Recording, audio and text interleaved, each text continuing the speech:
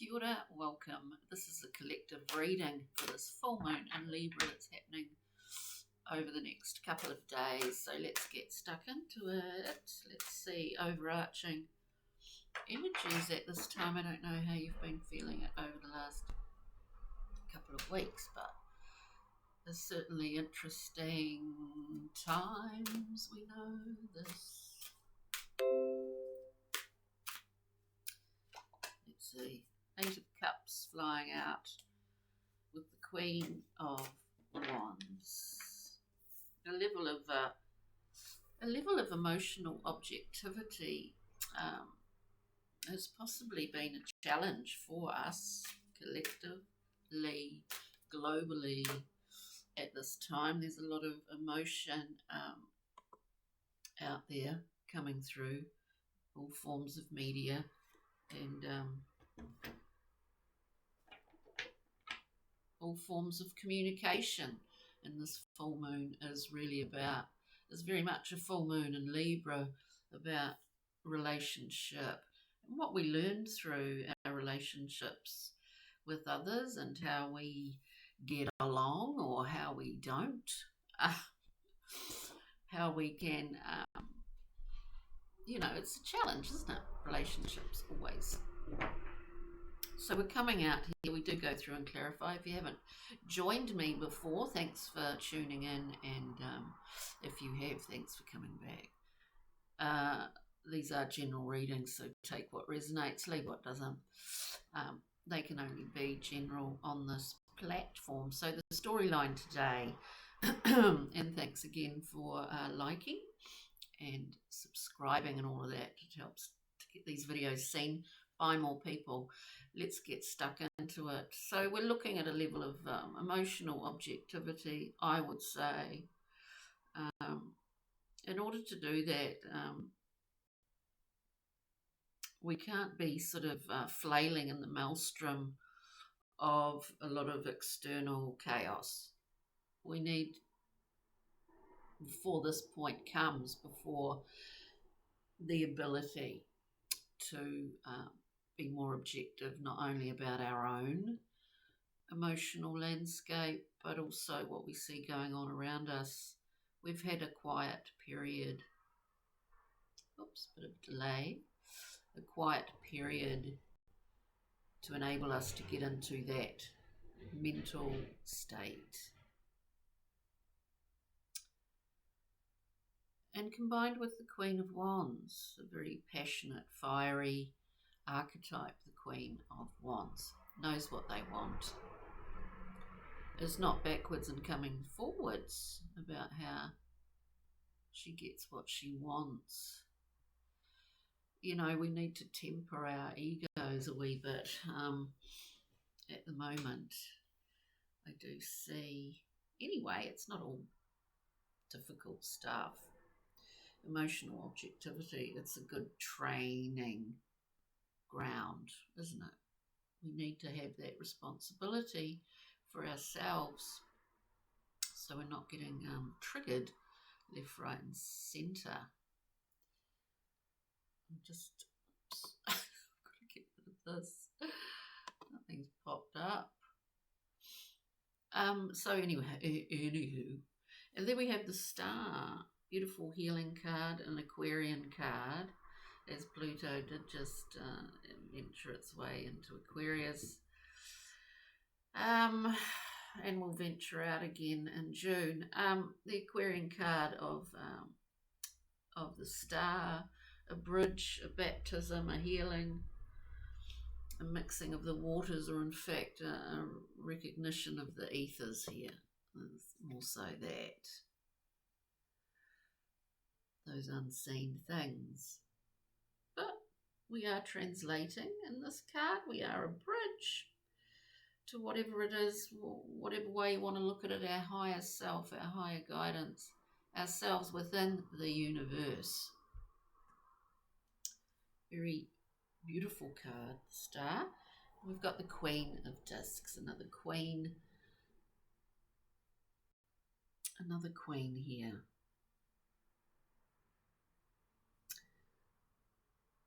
Very much very able, you could say, in terms of looking after the practicalities of life. This Queen in the Thoth deck is doing a review, and it may well be a time at the moment that a lot of people are doing a review. We're aware of the past always. We're aware of the speed at which things are moving currently, whether it's in your own life, we're talking collectively here, whether it's around the globe, whether it's to do with technology, yes it is, amongst many other things. So let's go through and clarify for this reading a general idea that, remember to breathe. A general idea. We've got the devil popping out, but I wasn't really focused here on anything. Let's get the Eight of Cups. Get some clarity, I mean. Here it is. Exactly that. We understand the machinations of our mind, and the Strength card, we understand that it is a beast a lot of the time, and we value critical thinking, but at the same time we need to understand our ego drives, desires and needs, and to be able to sit with those with a level of what's a better word for it, a level of God, I can't think of the word, not objectivity, but inquiry, a level of inquiry. So we've got that beautiful woman there with the female principle, tempering that beast of the mind and understanding the difference between psyche, what is conscious, what is not. Sometimes, and possibly at this time, we're getting little glimpses or little, would you say, downloads, just thoughts coming through, understandings coming through about how we ourselves operate. Of course, we're speaking collectively here. We're all in this together, are we not? So, anywho, so we're looking at that Eight of Cups, emotional objectivity. We see the Strength coming out to clarify that, understanding all the different parts of our top floor, I guess, our head. And then we have the Two of Swords, a card of making a decision based on what we feel, based on our higher guidance. What was I saying with the Star? There's a great ease of connection at this time with what is ether, with what is the unseen, you could say. Hence the blindfold. We're not making any decision based on, in fact, what we see around us. It's actually what we're feeling. I do think our little feelers, our little senses are far more tuned and are becoming more so as time moves on, as it does and as it is very quickly at this current time. Queen of Wands. It's a beautiful queen. Arian.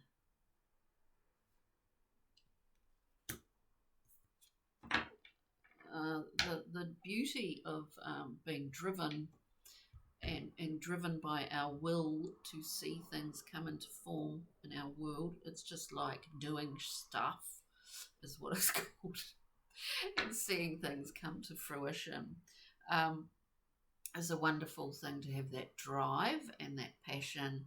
It's especially wonderful when it's combined with the Empress here, this beautiful, nurturing, highly creative essence of where life comes from, is created from.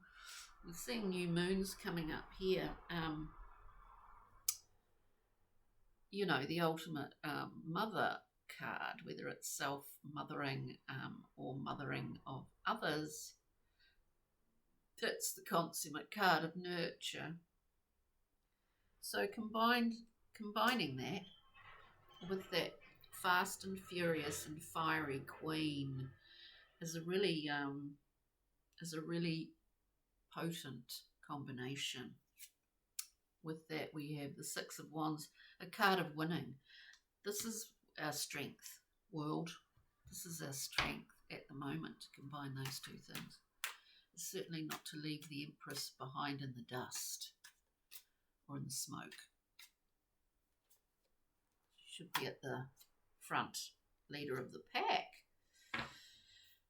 And saying that, we've got the Wheel of Fortune coming out. Sometimes we're on top, sometimes we fall off, but we usually get back on.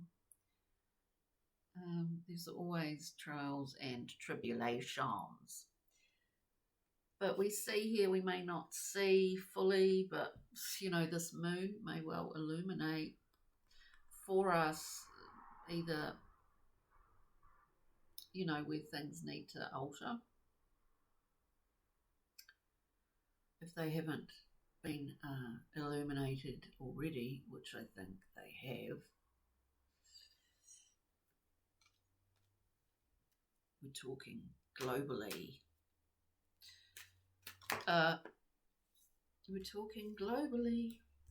Let's see. We come to this beautiful Aquarian card of the Star, where we really do feel our place in this whole connected universe. That's not been cosmic, that's just been a realist. Let's look at the Star.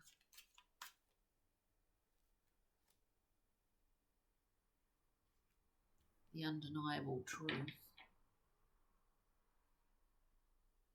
Undeniable truth. We've got the Four of Swords, a card of respite and rest, and entering that chamber after great exertion and battle, you could say. We replace the three swords with an extra sword for a level of internal peace and equilibrium here. We need that in order to fully feel the power of the Star card in our lives. And the Queen of Discs, the Review Queen.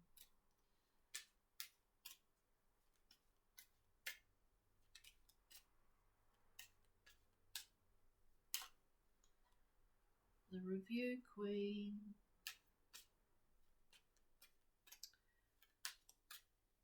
Where can we be a little bit more accountable for, I'm talking general collective here. Where can we be a little bit more accountable for our behaviours, for our choices, for what we accept and what we don't accept? We can't really, if we're stuck in this Nine of Wands, the Morgan Greer deck, it is about old habits, default habits, based on things that have gone on in the past. There's something within this reading, even though it's incredibly general, but there's something within this that is accepting the fact that, you know, past is past.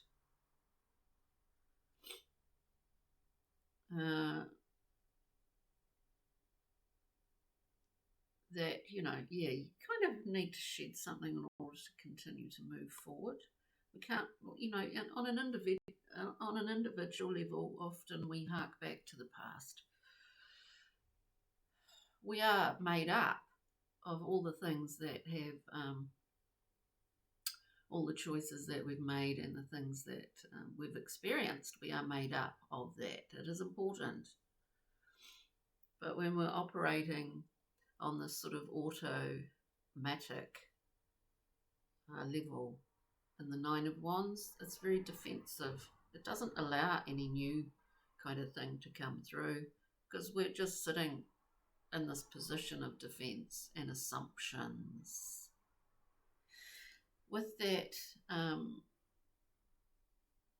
with that, we get 2 other cards, the Tower, things breaking down in order to rebuild, if they haven't already,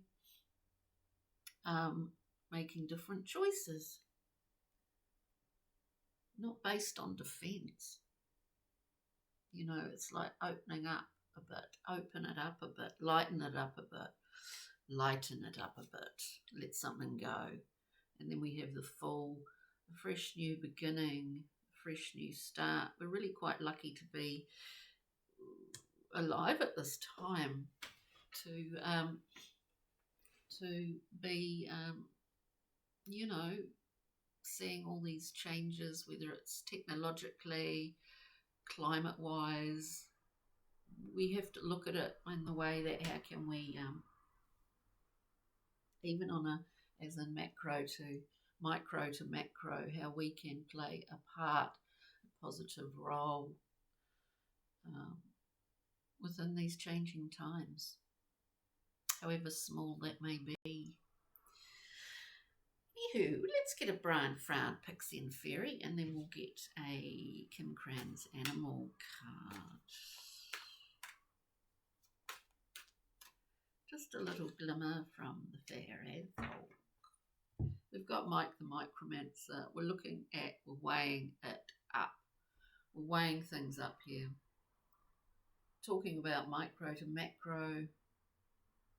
Seeing detail, very minute detail, and the wider view, the way it all works together from a kind of microscopic level. I mean, it would blow your mind, wouldn't it, if it all kind of flooded your brain all at once, from the microscopic level of every conceivable living thing to the macro. I mean, it's like, boom, mind bender.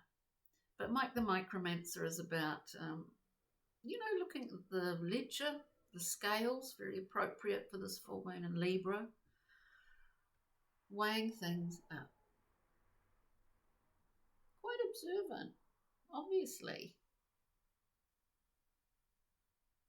Quite happy within that. No urgency here, weighing things up.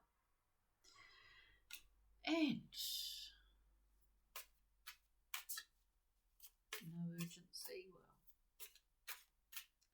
we see a very relaxed facial expression with Mike the Micromancer. What do the animal cards have to say? Well, we're looking here at we've got to carry the flame. Keep the internal flame alive. And remember that connection, you know, it's about herd. With the elephant, it's about that carrying it for others and for the collective as much as for ourselves. We need to foster and care for that internal flame because it benefits others as well. I'm speaking in a very basic sense there. And then we have the tiger. Very intense tiger.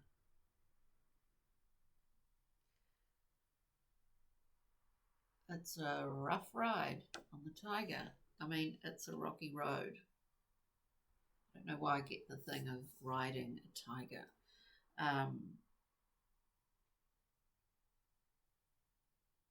Yeah, many moving parts is what I would say. So on that note, maybe we'll get a rock mineral crystal as a just as a little guide. Wow, we've got lapis lazuli is the way I say it. Prophetic dreams, make note of. Releasing anger, serenity and grace, I think, is a great key to remember at this time. Lapis lazuli. On that note, thanks for joining me, people. Thank you very much. And check out, if you're seeing this, all the other readings, astro readings, will be up. If you know your ascendant, moon, Venus and Jupiter, check them out. And thanks for joining me again. Ka kite. We'll see you next time. Bye.